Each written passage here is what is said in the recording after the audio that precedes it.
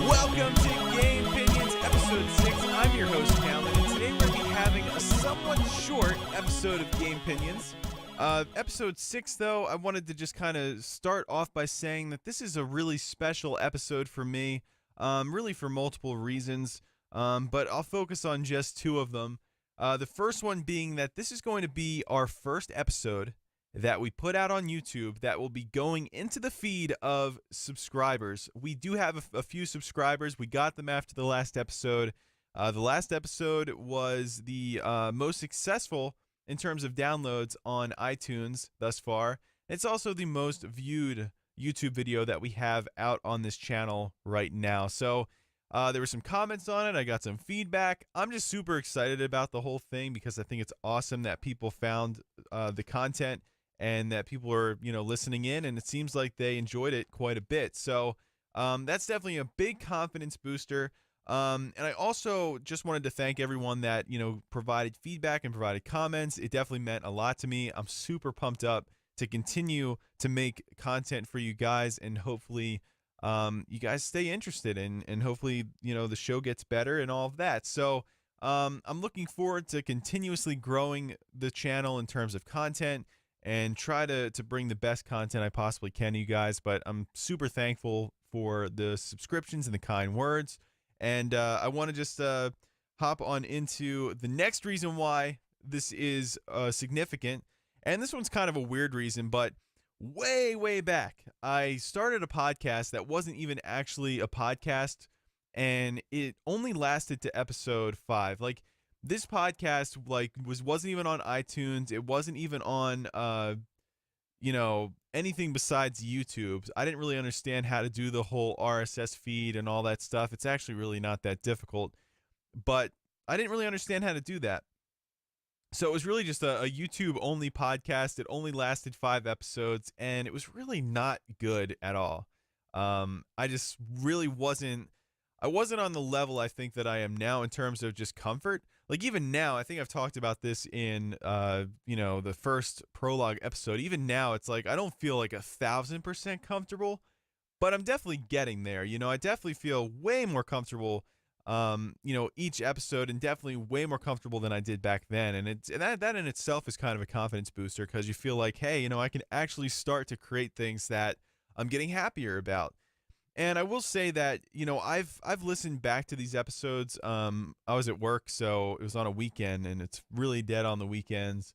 So I did the work that I needed to do, but I also had some headphones in and just listening to the podcast. And I can easily pick out things that I don't like, but I can also pick out things that I do like. And even me, who has I think everybody's critical of themselves to some, in some way, shape, or form. But even me, I'm thinking, I wonder what I'm going to do next with the show. I wonder what my next episode is going to be about. So today is going to be, like I said, more of a short episode.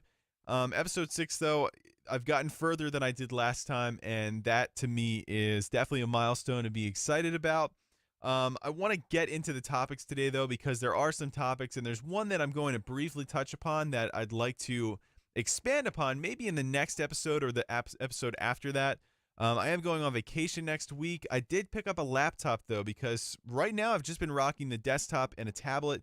I didn't really want to edit videos on the iPad, so I did pick up an older MacBook, and I kind of boost the RAM up to 16 gigabytes. I got a 1 terabyte SSD for it, so I'm going to be editing videos on my vacation. I probably won't be making videos. I probably won't be making podcasts, but I might. I'm thinking about it. I might bring my my portable mic. It won't be the same quality. That's just how it has to be. I'm not going to take all of this stuff with me. It would just be too much. But it would be compromised quality somewhat, but I'd still try to make it as best I can if that were to happen. So I'm contemplating doing that. I may or may not do it, but I'm going to try to make enough content to post next week for a few days. I definitely want to enjoy my vacation, though, so I'll probably, be, kind of spotty for the next week. But yeah, so I wanted to talk about just some various topics here. I wanted to kick things off with a nice little topic that I'm just calling bad PR. It seems like I've talked a lot about bad PR in previous episodes. Sony's crossplay episode, I know I touched upon that quite a bit, but I wanted to get into it here, and we're gonna start things off with the Call of Duty 4 design director David Vonderhaar. I don't know if I'm even pronouncing that name right. This one, I don't know if it's really bad PR. He might just kind of be being a So let's just say what happened. In an interview with Game Informer, Call of Duty Black Ops 4 design director David Vonderhaar couldn't help but laugh at the idea of Black Ops 4 coming to the Switch. So I guess he was asked in a Game Informer interview if the game would possibly come to Switch, and apparently through this source, apparently he laughed for a elongated amount of time before answering the question, and then he said like something stupid like he just makes the shoes or something like that. He says something crazy, but apparently the idea of the Nintendo Switch getting Black Ops 4 to him was comical, and he didn't really necessarily say why, and it's obvious because it's probably a power issue, or it's just he doesn't think Nintendo should have a Call of Duty game, but Call of Duty was on Nintendo platforms in the past. It was on the Wii and it was on the Wii U. So it's not like it's, the most outlandish thing that they could possibly do. But apparently to him it was hilarious, and he didn't really give too much of an answer.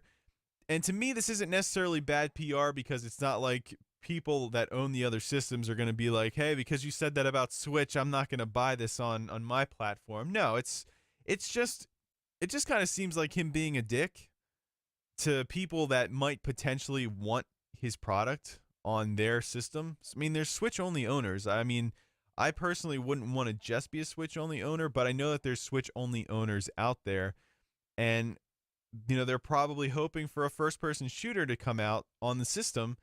Call of Duty's just not going to be it, but I just think that response isn't really the best way to go about things, because who knows? The Switch continues its success, maybe Call of Duty will come to the Switch. If you piss people off, it might not be a thing. They might not want to buy it anymore.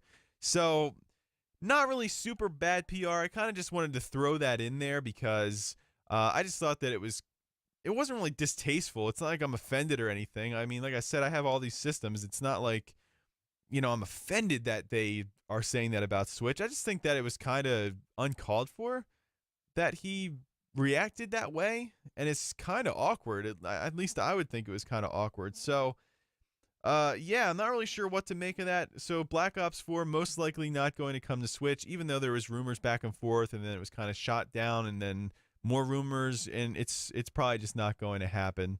So we'll move on from that one. I just thought that was weird.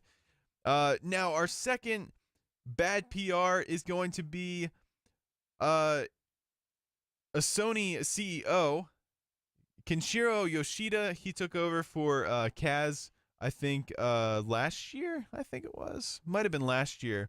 He hasn't been, I don't think he's been the CEO for long. I probably should have looked that up. So in Germany's IFA Electronic Convention, Sony CEO Kenshiro Yoshida said, and this is per The Independent, it's a website. This is the first time I've actually heard of it. Apparently it's a pretty popular website, though, and it seems like they have a lot of awesome news stories on there. I'll put a link in the description on the YouTube video, because actually it's a really like just reading what he said and reading what they said about it afterwards, it's pretty good. So Germany's IFA Electronic Convention, Sony CEO Kenshiro Yoshida said that PS4 didn't have cross-play for Fortnite because they view their system as the best way to play.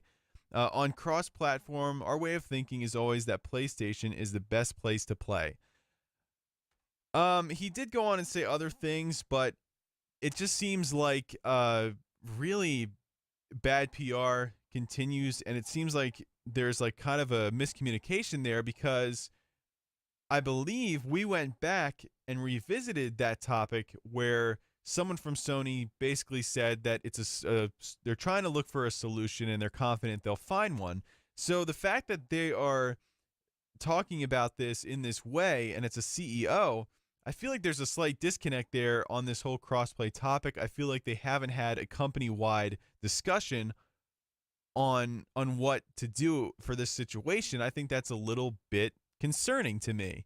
So this is obviously an issue. It's going to continuously be an issue, but it doesn't seem like it's an issue that's going to be resolved anytime soon. And if anything, they'll probably bring this up for the PlayStation 5 as a new and exciting feature that they're featuring cross-platform play. That just seems to be something that they'll do. It's kind of like Xbox One's, when they said, oh, we have backwards compatibility. It's like, well, yeah, the Wii U had backwards compatibility out of the box, and you can actually use the physical discs. How is that a feature? It should have had it from the get-go. This is something that it should just have. And I think Sony just doesn't want to mess with it, and that's fine. It's not the end of the world, but once again, when you have people constantly coming out and saying different things, it's like, can you guys please have a company-wide discussion in terms of what your approach is for cross-platform play? Are you looking for a solution, or are you going to be toting that your system is the best out there and you don't have to worry about cross-platform play? It's very bizarre. So it's, once again, Sony's struggling with their cross-platform play. This is going to be a topic I believe we're going to be talking about for years to come, until PlayStation 5 comes out, when Sony will probably change their minds and include it. They just don't want to mess around with it with PlayStation for right now, for whatever reason. It doesn't make too much sense to me, but hey, if that's the way they want to go about it, that's completely fine. So now we have one more, and this is from an interview with Trusted Reviews, and it's a 2K senior producer. Rob Jones said that the game's virtual currency is an unfortunate reality in modern gaming. So, of course, he's talking about, 2K basketball games. I've never played a 2K basketball game, so I'm just going to assume it's something similar to like Madden Ultimate Team, where you can kind of go through the motions of unlocking things. But if you really wanted to try to get a player, you can kind of go through a card pack, which is essentially a loot box, and use real currency to purchase those items. And there's a chance you'll get a good card, and there's a chance that you won't. It kind of gives you the probabilities before you buy it, but you don't really know what you're buying. It's kind of really just a loot crate in the form of a card box or a card pack, a booster pack. That's pretty much what it is. So I'm assuming this is something similar. And he basically said that people don't want to grind out and try to unlock this stuff on their own. So really, having these microtransactions is actually helpful, because they can just pay money, real money, and get it. And he said it's just kind of an unfortunate reality, but he says that it's necessary. And it's this one once again, kind of similar to the first one, in a sense that this might not necessarily be bad PR, because what he's stating is honestly fact at this point, right? Microtransactions, as bad as we, hate them, they are kind of an industry standard now. Most of the big games that you see now have microtransactions, and this started way before this generation. Especially when I think back of like old MMOs, there was a lot of microtransactions if you wanted to unlock costumes and stuff like that, little extra content. And we really paved the way for this, though, to really sweep us out last generation with all the DLC.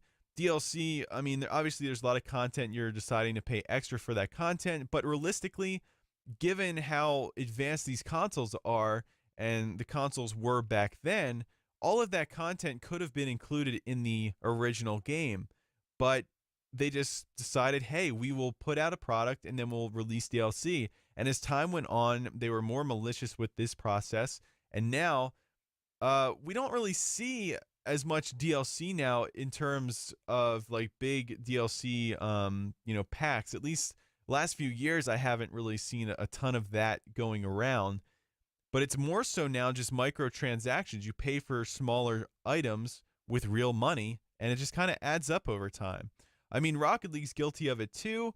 But once again, I think that acceptable microtransactions are, you know, items that don't really affect the gameplay. So, say you just want to have like something aesthetic. I mean, that's completely fine. It's just something that doesn't affect the gameplay. But what Battlefront did last year, where it's, allowing advantages, that's an issue too. And I feel like Madden kind of falls under that umbrella here, where you can pay a ton of money and get a ton of great cards. You're not guaranteed it, but you could still actually do that. And someone that is paying a ton of money most likely is going to have a much better team than someone who's just playing through the challenges. So there is kind of a pay to win thing going on there. I feel like it's a lot more diluted in terms of how Madden is than it would be in Battlefront, when you're having just supercharged weapons and different upgrades that other people simply don't have. So there's definitely different like levels of badness to each of these, but I think that they really just, I mean, it would be great if they could all just go away, but if they keep things to just purely aesthetic items, that's not really a huge issue. But in terms of 2K, I've never played the basketball series. I'm assuming, though, that this could give you somewhat of an advantage on your competition if you're getting really high-level players in card packs, if this is how it works for 2K. I can't imagine it really working any other way besides that. So it's not really bad PR.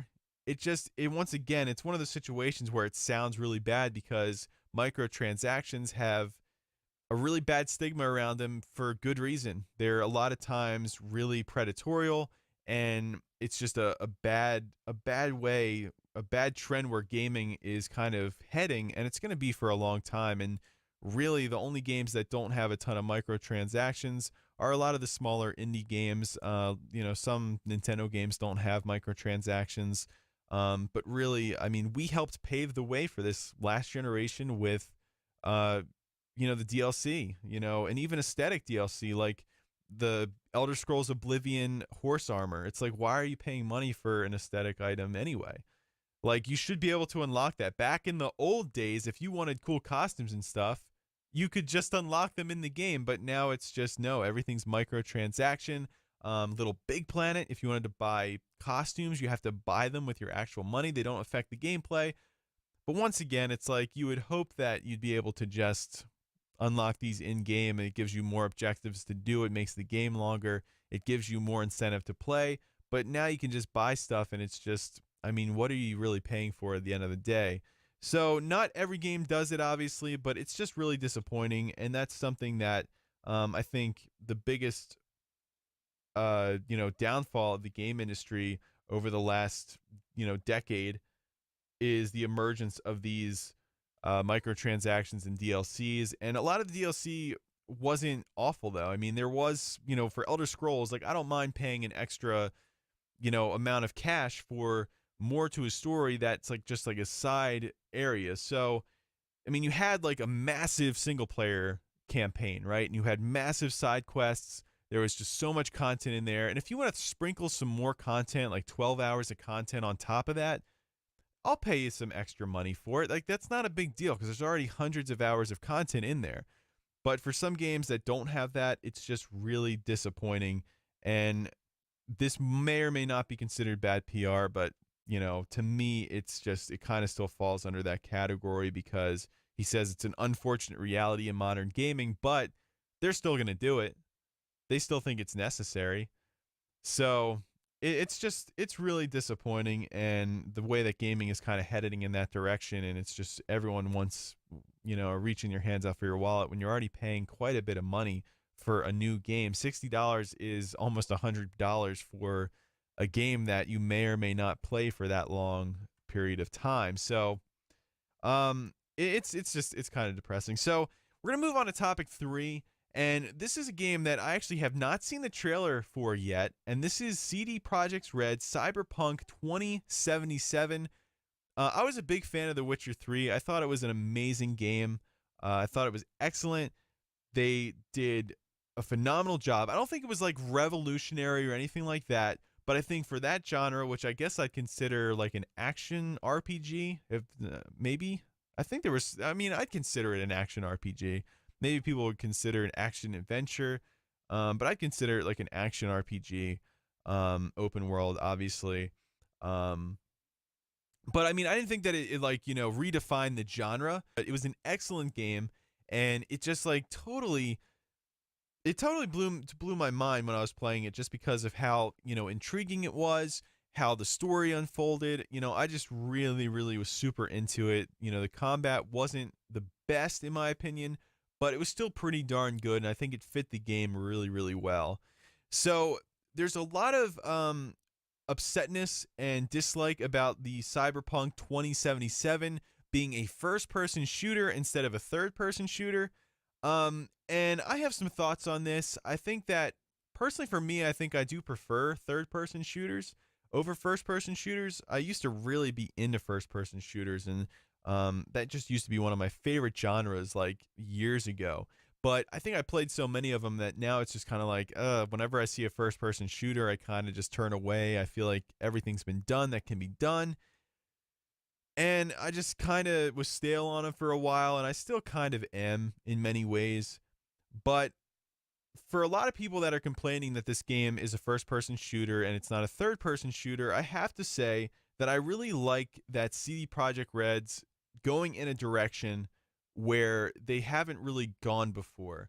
So this is going to be, they're going from basically a third-person action-adventure game to a first-person shooter, and they're going outside of their comfort zone. And I think that that's a really underrated part about this game, because we're so used to these developers, these big developers that find success, they stick to what they know and they just keep repeating it over and over again. I mean, these guys could no doubt keep on just pumping out Witcher spin-offs and, different takes on The Witcher, and they could continuously do that over and over again, or they could do something completely different and go outside of their comfort zone and make something that could potentially help a different genre in a different way. So while I'm not a huge first-person shooter fan, I expect this game to be extremely good.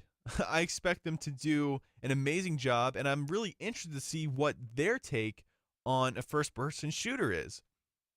And sorry, my throat is like super dry. I've been talking like all day. But no, I mean, I'm really excited to see what their take on a first-person shooter is. If it's anything like how The Witcher was in terms of how they viewed, that type of genre, like that, almost like medieval time genre, and I thought they did a phenomenal job on that. I thought the side missions had some really good depth to them. I thought the story was really engaging.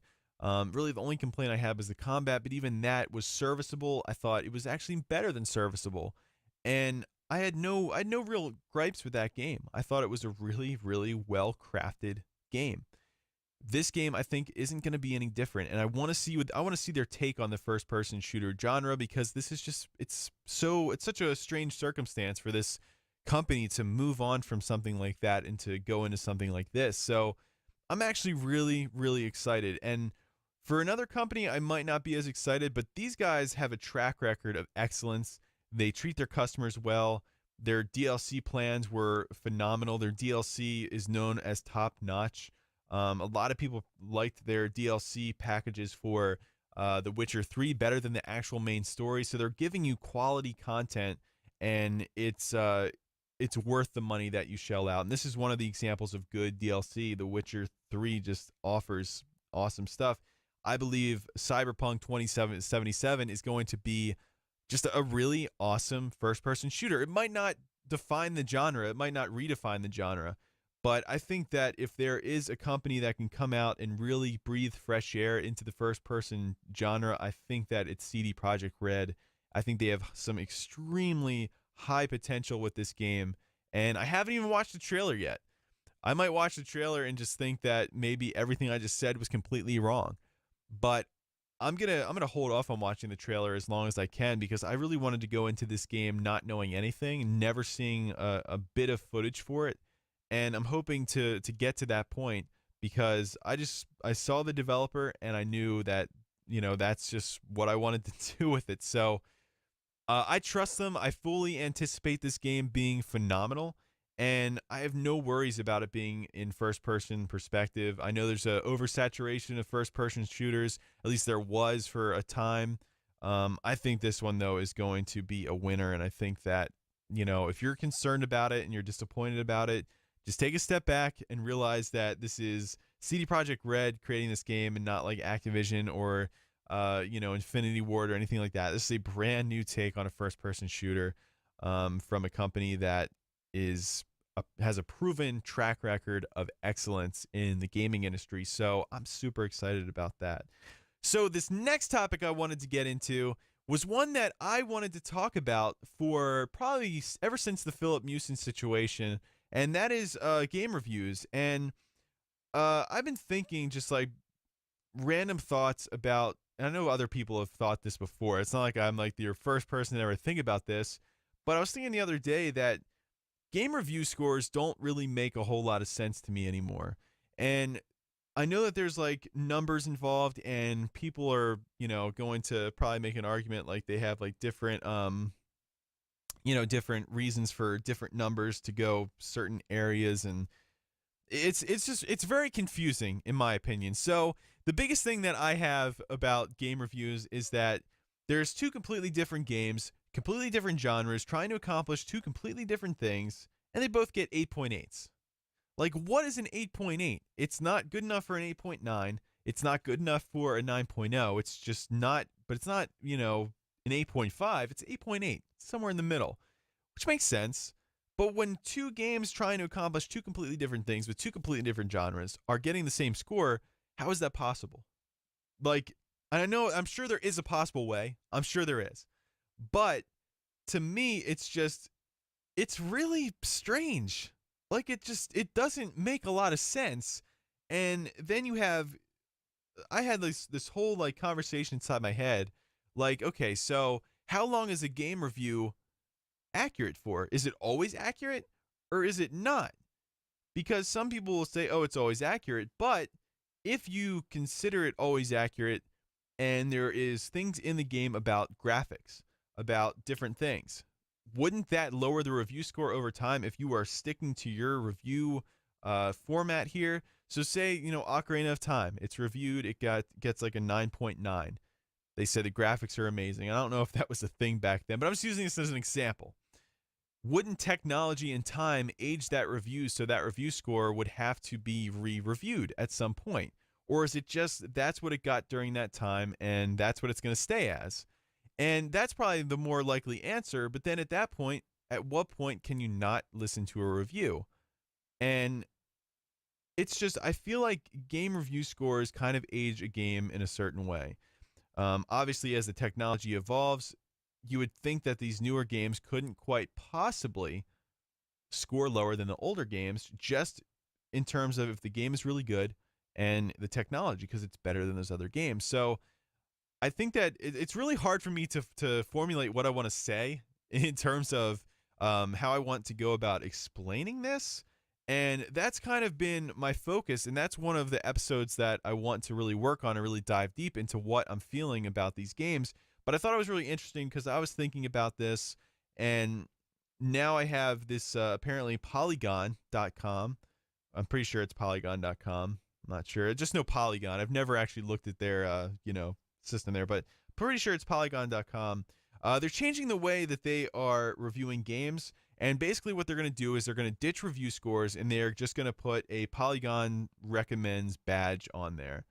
And I think this is actually really cool because they pretty much go into the article. If you haven't read it yet, I'll link in the description as well for that.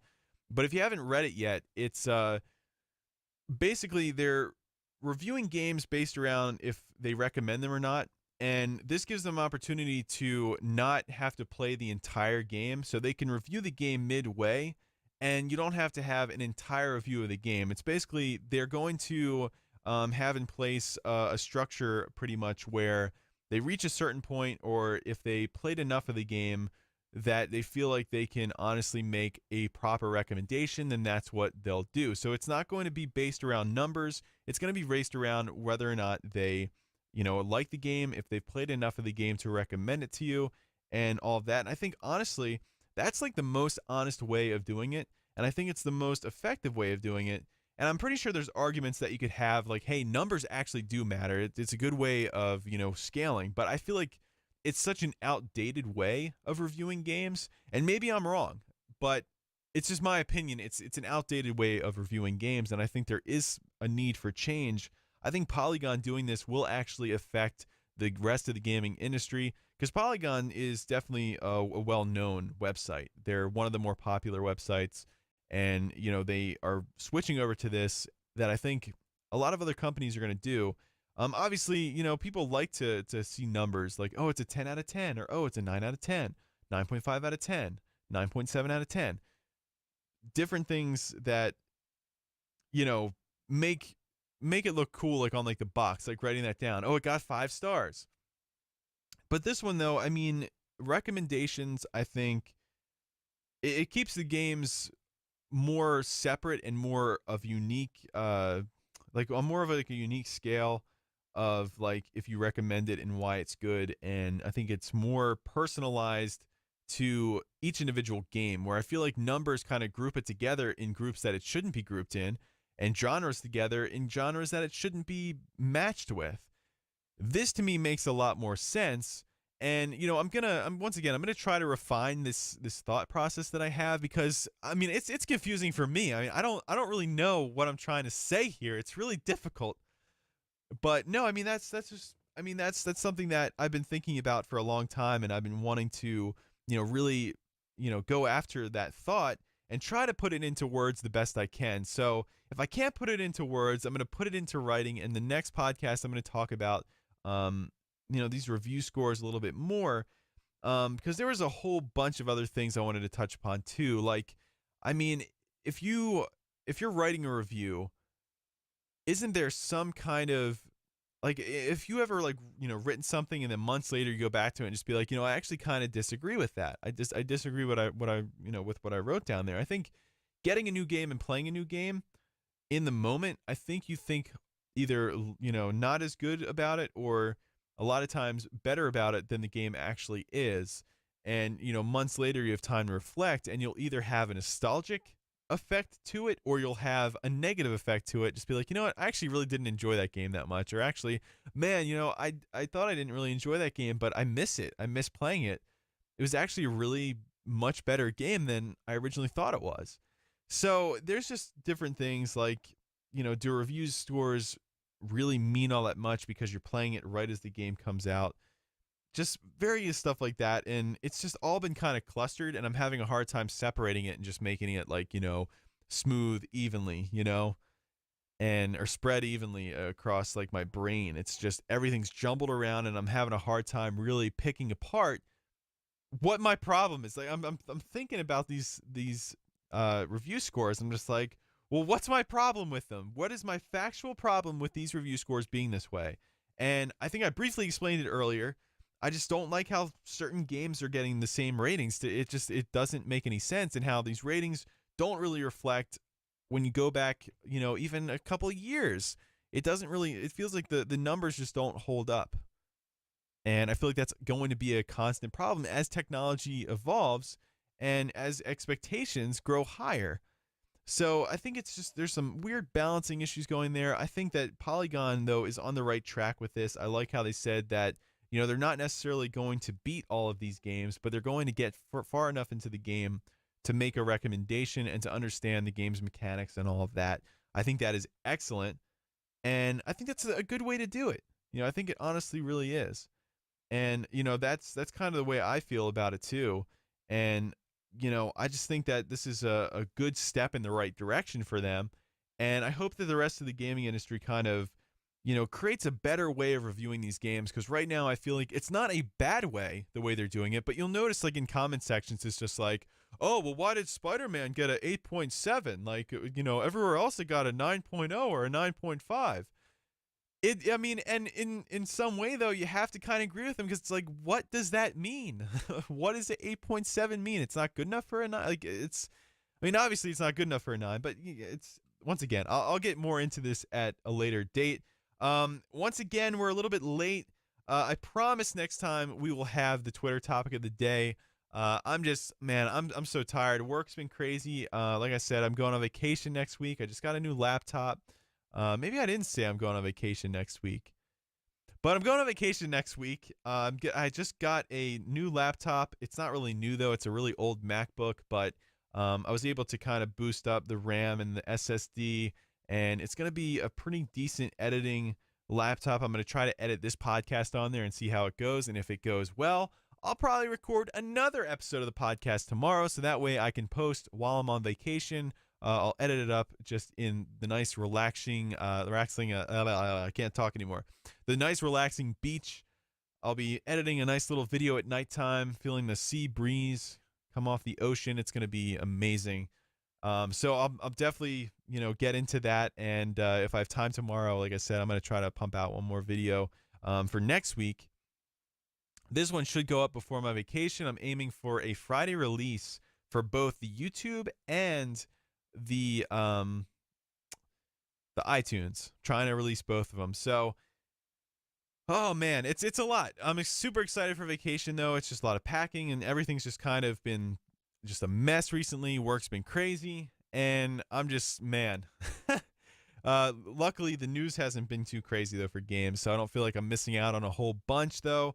One more thing, apparently, let me double check this real quick. Apparently Nintendo's going to be having a Nintendo Direct at some point. When that happens, you can guarantee that there will be a podcast coming up very shortly after that to discuss what Nintendo's doing. Apparently it's to show off some, I believe 3DS games and also some Nintendo Switch games, probably more Nintendo Switch games than the Nintendo 3DS. And, man, I'm super excited about that. So, once again, I thank everybody for listening in and watching. I'm trying to get more consistent with uploading my YouTube video more closely to the launch of the episodes on, or I guess the release of the episodes on iTunes. Try to get these a lot more streamlined down. It's obviously a heck of a lot easier to upload things to iTunes than it is to YouTube, but hey, it is what it is. So I still don't have an actual intro, but to everyone that has been listening in, I thank you so much. Enjoy the rest of your day, and I can't wait to see you next time on Gamepinions episode 7. See ya.